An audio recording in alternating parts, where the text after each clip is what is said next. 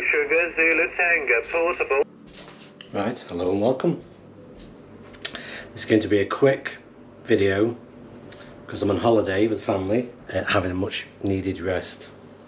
So I just wanted to talk a little bit about some of the holiday choices around the type of radio I brought with me, just in case it helps anybody else to think, what should I take on holiday that's not going to get me divorced.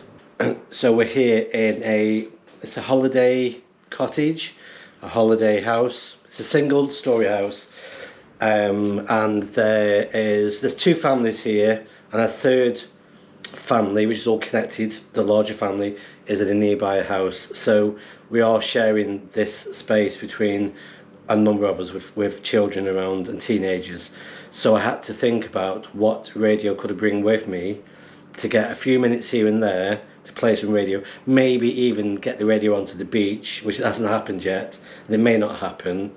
So I decided to bring with me the Icom IC705 and with a small battery, and that allows me, and a battery charger for the battery, so that allows me to keep the battery charged during the day when I'm working the radio from here in those few minutes that I have spare, which is not many, but also gives me the option then of taking the battery and the radio out with me into a backpack, and the radio doesn't take up too much room. This is the key feature of the choice, really, is we've got a lot of gear in the vehicle with all the holiday suitcases and all of that malarkey, so it has to fit into a backpack. I've also brought with me the Yaesu FT3D, and that allows me to play a little bit of APRS. There's actually a local gateway here as well for C4 FM, which I've tried to get into but nobody's answering yet. There we go, that's a gateway for you. The antenna for HF here is I'll show you the antenna. The antenna is the M1 ECC portable antenna. So I've got the coil, I've got the tripod, and the mill whip, and that's working quite well in a very compromised space. There's no real back garden here, so I've had to really think about what's the best sort of antenna to put up. Within the first 10 minutes of setting the radio up a couple of days ago, I noticed there was a signal that was absolutely booming. It was 5.9 plus 20 dB, and I jumped on and I spoke to a local chap called John. It was at M3, I'll put the details below, and we found out that actually he was only a few meters away from where I am, maybe 200 meters, maybe a bit more. It was so close. He just said, like, I can't believe you're in the same, he says, I've just seen you shopping just down the road. I thought it was you. I think I've just seen you, believe it or not. I think you went past me about 5 minutes ago. I don't know why, I just got this inkling. So I've had a contact with John. I've had a few contacts with the usual bigger stations, Sierra 51, David X-Ray, those usual sort of contacts. A little bit of FT8. I've also tried a little bit of RTTY as well. I was hoping to get some contacts on RTTY.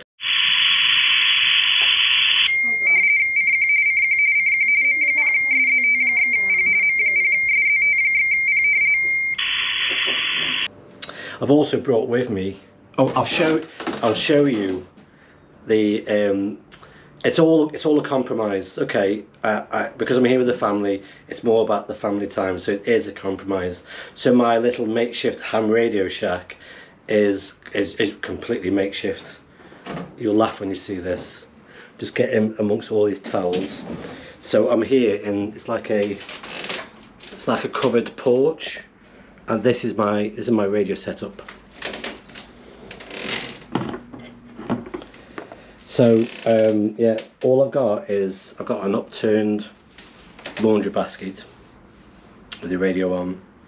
I've also brought with me the antenna tuner, because it really makes life so much easier when you're working with the coil, because I can change from 40 to 20 very easily now, so that has really helped.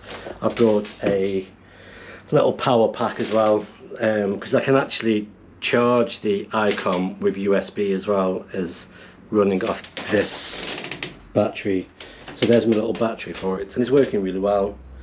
It's not the most comfortable operating position I've been in, but I'm only getting a few minutes here and a few minutes there, but it's working. I've made contacts.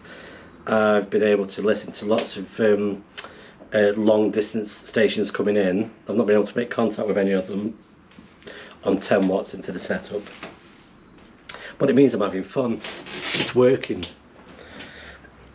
So rather than bringing all the bells and whistles and power supplies and then spending, you know, large chunks of the holiday stuck in front of a radio, I've managed to get a compromise and it's worked quite well.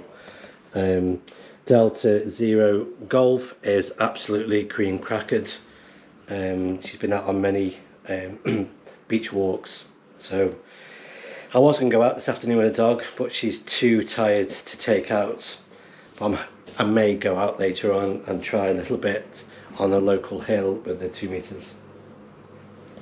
So that's the holiday radio stuff. When I get back home, I've got a few more videos and edit. I'll get those edited, get those out in the next couple of weeks. The Land Cruiser is currently going in for, the Land Cruiser is 20 years old, so I'm handing the keys over to a Land Cruiser specialist, and he's going to go through the engine and go through all the fuel system and just iron out any glitches that we've got. There's a couple of glitches with the fuel supply, and I want to get all that ironed out before winter comes. So I'll be bobbing about in the red car, the little Jeff car, so that might mean that I can get a couple of sneaky wild camps in with a small tent, which is a bit easier when you've got a sort of low visibility car that just doesn't stand out. I can park it up somewhere in the Peak District and get out with a backpack. So I'm hoping to get at least one backpack wild camp portable radio in the bag in the next few weeks. So that's it. If I get any so that's it for the moment. It's a short video. Just want to say hello to everybody. Thanks for all the comments and all of the support as usual. It really helps. This is a much needed holiday. We've had a terrible year as a family, but we were able to work through some of that, and finding a few minutes for radio is helping as well. So thank you very much, and I'll see you on the next video. Bye bye for now.